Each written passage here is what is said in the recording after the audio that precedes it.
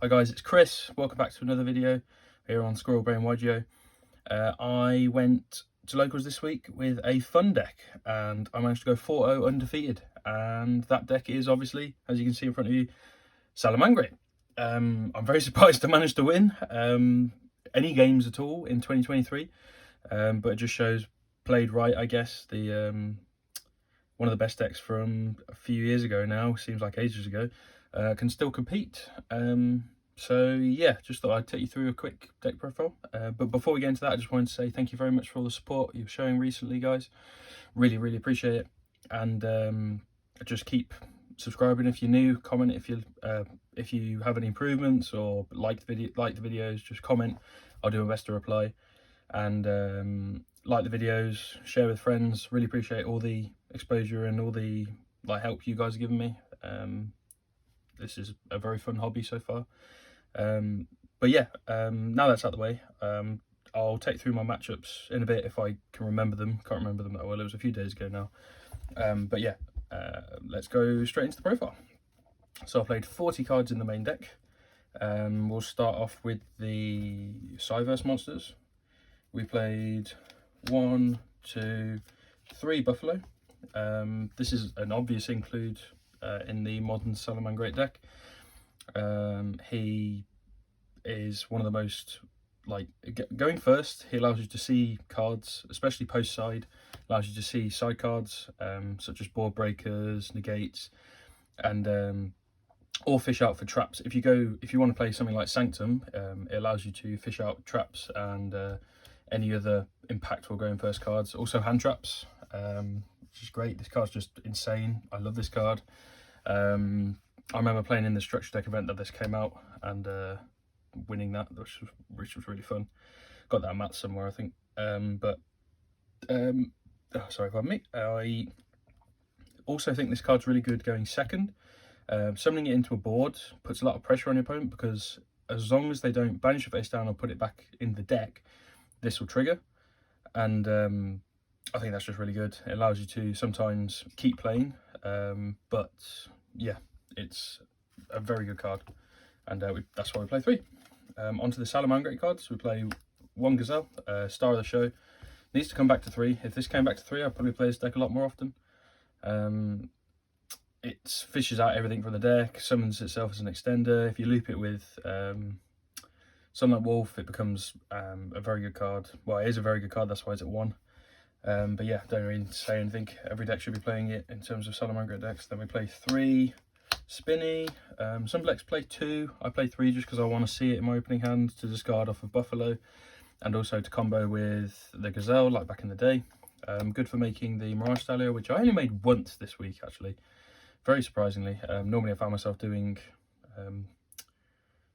other things apart from Mirage Stallion, or going second and just killing with access code, which you'll see in a bit. But yeah, 3 because it's just a very good card. And then 2 Foxy and 2 Jaguar, and then I may as well put this down as well, and 1 Falco.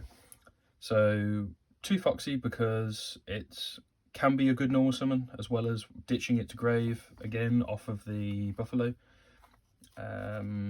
It's just a very good card. It outed the Rika field spell for me, which was essentially his way of winning because he wasn't able to tribute my stuff. Jaguar, you can play 3 if you want to play the more focused build, the build focused on going for Heat Soul, but I like 2 because I also play Falco, which Falco can come in very useful for grind games. And at locals, you can definitely expect grind games if people are playing more casual sort of trap decks and stuff. Like I looped this with Raw quite a few times. Or was it Rage? Can't remember them. The one that pops, you can just keep discarding this and looping back the trap. I'll talk about it when we get to the trap. But yeah, that's it for the Salamangreat monsters. And now for the last Cyverse monster is 3 Parallel Exceed. Card's insane, allows you to extend into OTKs because it summons itself as a level 4, so that means you can make, what's it called? This guy. Make Update Jammer very easily. Also makes rank 4s like Dweller and Baguska. Just an all-round insane card, lets you keep pushing. And also chain block, what's it called? Balinks. Now on to the hand traps, which I played 12. Yep, played 12 hand traps. So we play the honorary Salamangreat monster, Ash. Just generically good for locals. Also not that bad this format. Also 3 Veiler, 3 Nibiru, which is I think great at locals because everyone assuming that people are playing the most optimal list for more competitive events won't be playing. They think they won't be playing this, but it surprises a lot of people. Didn't actually get to resolve it, but I always want it in my deck if I'm playing hand traps, especially in combination with Veiler and also Impermanence. Impermanence obviously the best hand trap this format and probably next format because of the new Thrust Tactics card, but Imperms are insane. Just I don't really know to say much more about it. It does clog with, well, it does it combos nicely with Nib, but also can turn off Nib if you do draw it off Heat Soul. But yeah, that's my hand traps, so very strong. Now for the spells, play 1, 2, 3 Circle for starter. Insane cards, glad it came back to 3.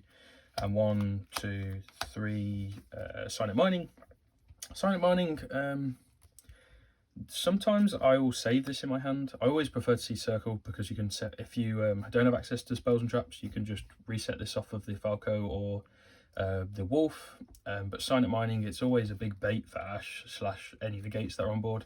I think most of the time I activated it not actually needing the search, but purely to either ditch things like your, where are they?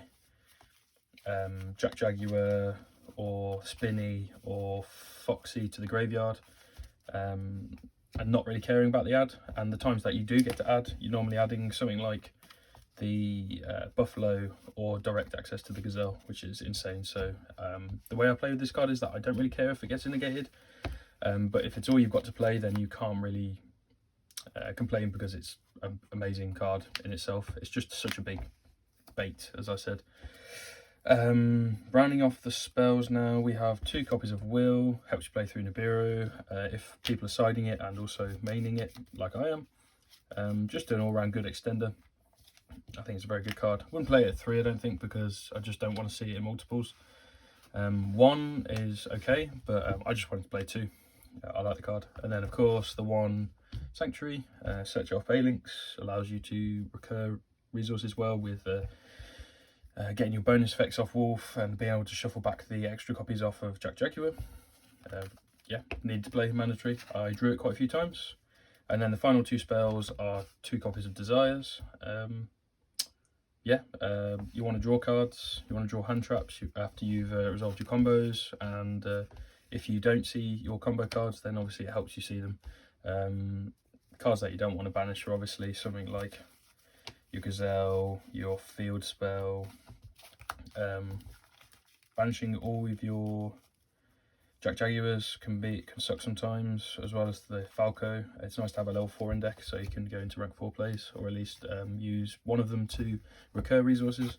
But yeah, Pot of Desires, it says draw 2, it's broken. It's also an Ash bait if you have to lead with it. And then finally the traps, I'll just play 1 and 1 of Raw and Rage. Resolved both a few times. Against Runic Tier, I was able to loop this, and Falco against their Runic cards.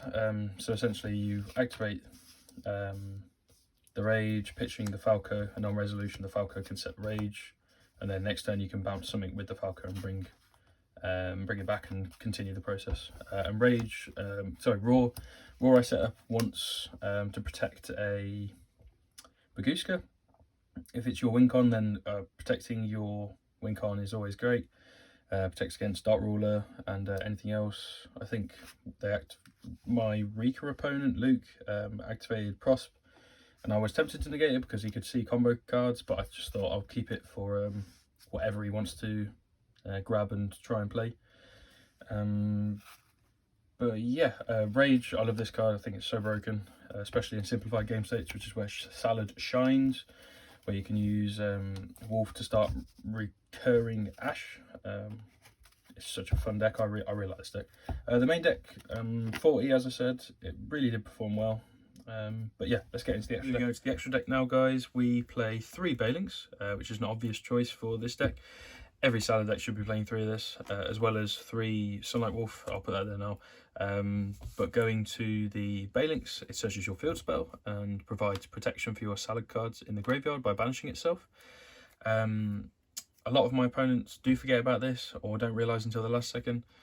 It's such an old archetype now, some people just forget, but this did save me a game, or at least kept me in a game by my opponent not being able to kill me.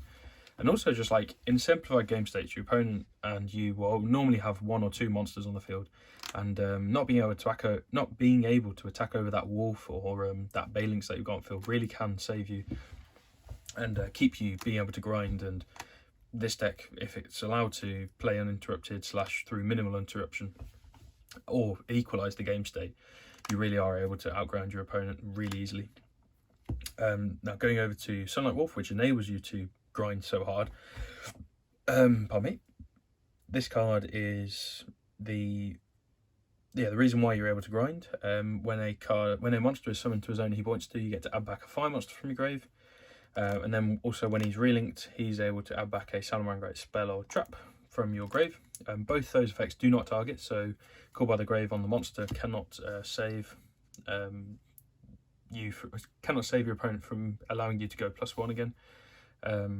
Also a note on this is, only because I've actually played against this deck quite a bit recently because people have been playing it at locals. If someone that you respect playing the game enough, or is good enough that you think would summon to this zone on purpose for you to trigger it, be very wary that Triple Tactics Talent is a card, and they will obviously be able to activate it if you choose to use Sunlight Wolf. So just keep that in mind. And I'll just go with the honorary Salamangreat monster, which is Yugioh Heat Soul. Allows you to draw cards. It's almost like the backup plan if you can't do much else. A single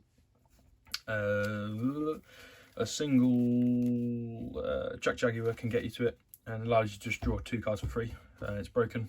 It's what the deck needed many years ago, but yeah, we finally got it. Next, Lingeribo. I really like this card. Twice during the tournament, it allowed me to get to a simplified game state where my opponent set impermanence or set other trap cards, and I was able to make it and apply pressure and basically play around the impermanence / whatever trap it was. One of the cool things was I was able to summon this up in the extra monster zone, and then I was able to do the access code talker combo underneath this and kill him through having the Lingeribo on board, which is insane. This card gets even better. Well, in general, this card gets better going into Kashtira format because when they give you Ibli, a lot of players I believe are going to be playing Ibli, you're able to link it off. So you might want to pick up 2 copies of this now, because if your opponent uses Diabolos, the prize card, they will take the single copy that you have if you only play 1. So you can always side the other. But yeah, this card's insane. Did really well for me at the tournament. Then we play Splash Mage, great extender. Update Jammer helps you OTK. Transcode Talker can help with the grind game by bringing back your Sunlight Wolves, so you can relink again. And then also protects going into trap decks. It stops them from targeting your cards. Sorry, targeting your Transcode Talker and whatever it is co-linked to. And then this plus this on board it is game if this can attack twice. And then of course access code, which is your kill machine. This can attack twice for 5,300, and then also if you do the standard combo, normally you can pop 4 different attributes. And if you make Lingeribo, then that's 5, because you'll probably have a fire link, dark, water, earth, earth and wind. So yeah, it's pretty broken. Be able to pop their whole field and then attack the game. One Mirage Stalio. Yeah, like I said, I only made this once, and then I summoned off it to make a rank 4, but then also I was able to use its bounce effect, which I think removed a very problem. Oh no, I know I used it on now. I used it on Kaleido Heart, which obviously I think I even lead him, and then I was able to bounce his Kaleido Heart back using this, which was, yeah, it's broken. This card, I'm really happy it got like pulled off of the list again, released off the list. But But yeah, I wouldn't play any more than one. Even if it was, I can't remember if this is still at 1 or not. Even if it wasn't at 1, I think I'd still play 1 at the moment. But yeah, onto Dweller. Self-explanatory. It's amazing, this format against Terelement and just broken in general. And then also yugioh, which is insane. I did want to find room for a Zeus, which would probably be the Lingeribo, but Lingeribo performed too well for me to cut this or even think about cutting it. Zeus didn't come up this tournament at all, so yeah, can't complain. Yugioh's broken, especially when you're able to go in and set up your Raw and just sit on it and protect it. Same with your Dweller. If you can resolve a Dweller against Tyr, you're probably winning. Cool. Side deck, I played 3 Magnum up. Very good card against Tyr. There's only 2 or 3 Tyr plays at our locals. 2 were there, and I only wanted to side it in case I played against lots of Rogue. And 2 Druid's Worm for the Magnum, obviously. Just want to be able to banish my opponent's stuff. I did use it a couple of times. I think it was against yeah, Runic Tyr. It came up. Very good cards, self-explanatory really. They aren't as good next format because of Kashtira and Flu going to be played more, but and also the triple tactic thrust or whatever it's called. It's level 2 broken, so I think hand drops become avoided at that point. Then I played 3 Phantasme. Now this is a throwback, and you're probably thinking I'm playing a deck from, I'm playing the version from like 2018 now. But this I thought would be low-key broken against the Rogue decks, or the decks that I played at my locals. Someone was playing Ninja, and they've been playing Isolde Turbo, and I thought this would be a good card to sort of summon out, draw 2, while they haven't used the actual effect they're interested to use, and fish for an Ash or a Veiler, or even a Nibiru. So, and also against Sun Avalon, which is played.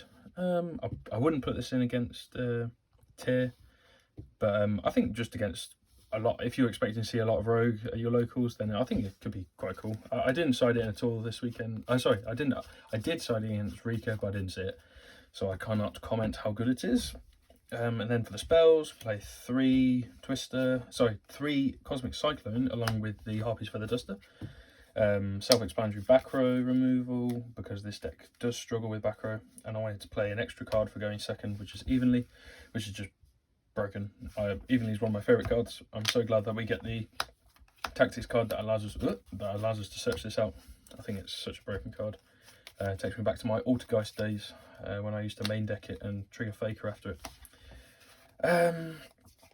Yeah, if you guys want to see more of this old style decks like Sky Striker and all that lot, I do really enjoy going back and visiting them. Please let me know if there's any decks that you want me to play for locals. I have quite a few. I've got like slightly older decks that aren't actually as good anymore, including like Virtual World, and I also have Plunder, which I want to experiment now that the new ship is coming out. Hashtag new ship.